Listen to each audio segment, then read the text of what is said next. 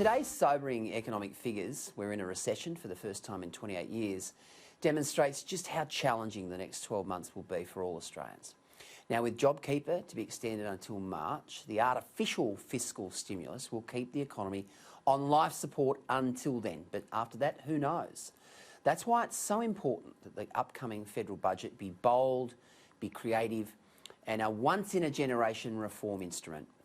Now, as the Prime Minister is fond of saying, these are unprecedented times and we must throw the rule book out.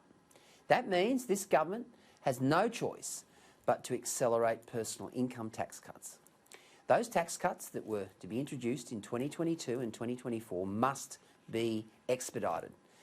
The company tax rate must also be reduced from 30% to a figure that makes us more competitive on the global stage.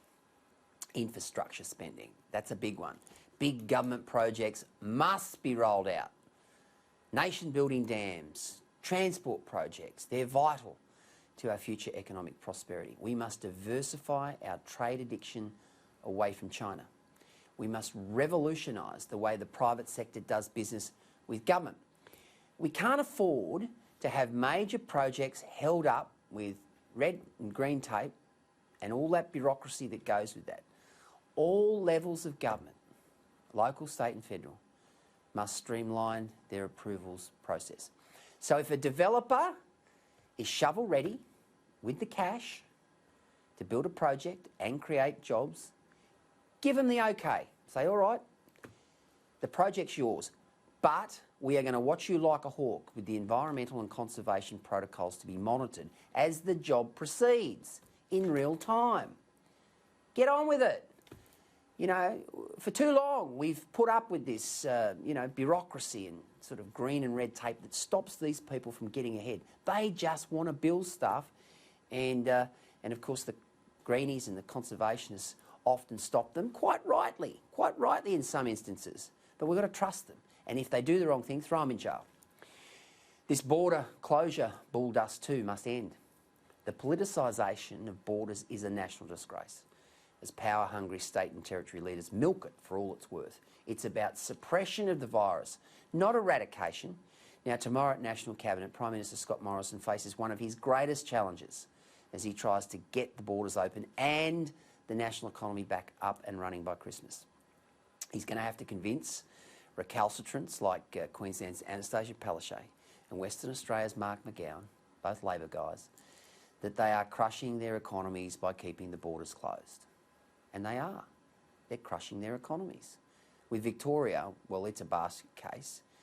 The PM needs relatively COVID-free states, such as New South Wales, such as Queensland, WA. He needs them to lead the way out of this. And I think New South Wales is the best example of a state that has kept the virus reasonably under control while not killing off its economy. That's crucial. And if the states continue to be locked down, Australia's post-COVID economic renaissance will be irreparably harmed. Convincing the state and territory leaders to open their borders won't be easy. Why would they? Their people are being cushioned and protected from the economic fallout by federal money, the big welfare stimulus packages, the JobKeeper and JobSeeker. And they're soaring in the polls because of it. People say they're keeping them safe from the same fate as Victoria. But emerging from this crisis is not going to be easy. And while they're surging in the polls, their economies are tanking. But compared to most other countries, if you look at it on a whole, in Australia, we're in a better position to rebound than most. But opening those borders and putting more money into people's pockets to stimulate the economy, that's the key to getting it right. Because there are genuine mental health fears now attached to how this recovery takes place. It's time for some tough decisions, and the Prime Minister must now be prepared to take them.